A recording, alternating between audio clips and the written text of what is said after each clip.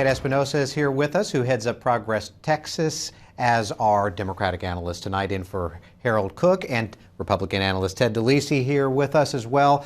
Donald Trump came and went to Laredo there, and it's quite a spectacle. What did the Donald find, Ted, in Laredo? I'm not sure what he found. I think what we found about him, and maybe what we found out about the process, is that the national press is easily distracted by a big personality. Donald Trump says he may run as an independent. He appeared to change his position kind of while standing next to the city manager about the fact that we need a border wall in certain spots and not in others. Yeah, he said just sections just now, sections right?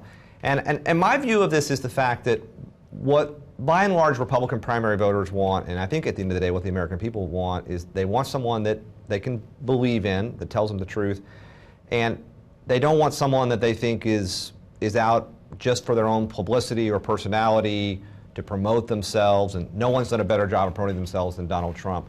I just feel like we're seeing the apex of the Trump boomlet both in the polls and I think in the, he's wearing thin.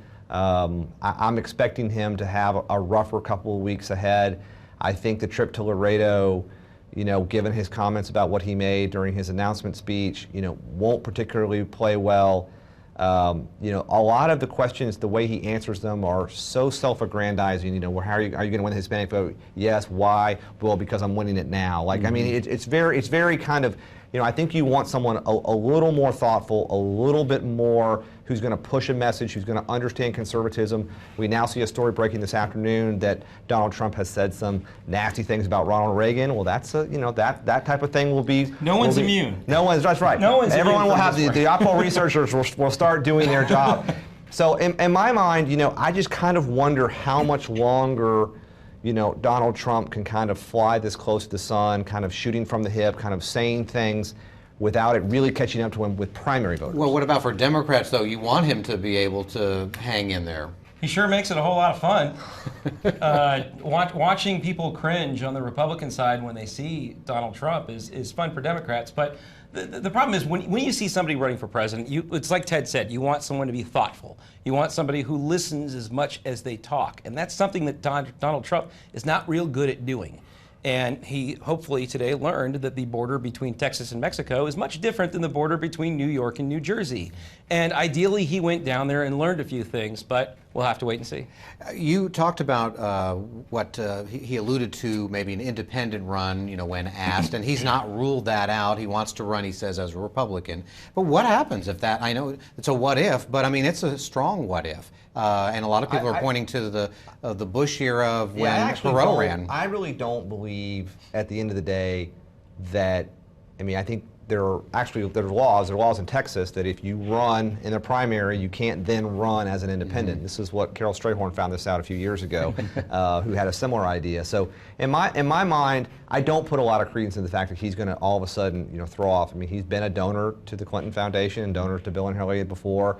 I think our country tends to celebrate success. He's been a successful business guy, but I just don't feel like the Republican primary voters, who are eager to look for someone who's anti-establishment, who's going to say different things, who's not going to play the Washington game, I just don't see them in a short term, yes, and a long term, no. You also need, in a presidential candidate, you're looking for somebody who is a bridge builder, somebody who can build consensus, put together winning teams. If he can't get along with his own party now, what does that say about someone who has to work with Congress, who has to work with foreign leaders, who has to work with anybody that doesn't think the way he thinks? That's not a good sign at this time. The real question is Donald Trump in the 10th minute of his 15 minutes of fame or his 14th minutes? And with voters, these things can move very quickly. We saw in the last presidential election, names like Herman Cain come up the board and then come down the board. Yeah. So, I think that this is one of those things where, the speed dating of presidential politics is in full effect, and it can be fickle. Well, and former Governor Perry, of course, is trying to get in that top 10 to make that Fox poll. He said, I believe in an article yesterday or today, that, well, I'm not worried. He's thinking he's going to be on that stage, he's going to make it in the top 10, but that Fox News will be able to keep it from being a circus, that they'll be able to rein in Trump. Would they be able to? You know, I've only seen a little bit of Fox News, but from what I can tell, I don't know that they can keep it from being a circus on the debate stage, much less than they can anywhere else. The problem is not necessarily with who gets into the debate.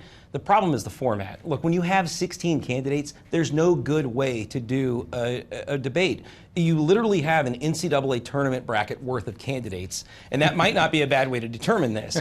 But absent that, there might not be a good way to do it, but there are bad ways to do it. And this is a bad way to do a debate. They're having it in Ohio. Ohio is an important swing state. It is not a primary state. It is the 23rd primary. These candidates are being judged on their national poll position, but they're spending their time in 4 states: Iowa, Nevada, New Hampshire, South Carolina, and maybe a couple of others. So it's not a fair measurement to these candidates. And the ones that are going to get in are the ones with the highest name recognition and spending the most money. And I don't think that's really how the primary process is supposed to play out. About a minute left, but do you think Trump enters that debate on top in the polls? I don't know. I really don't. And I think that, national polls can move a lot, especially when you have a lot of candidates in the teens with a margin of error of 4%.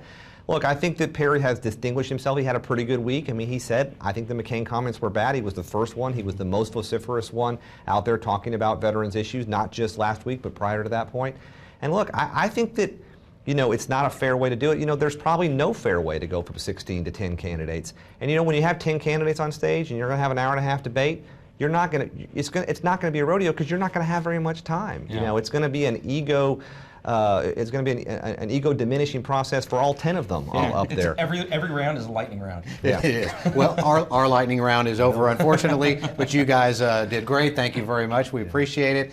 Next, the new leader of the group, Move Texas Forward, makes a push for a transportation plan that needs voter approval. Jack Ladd sits down with us when Capital Tonight continues.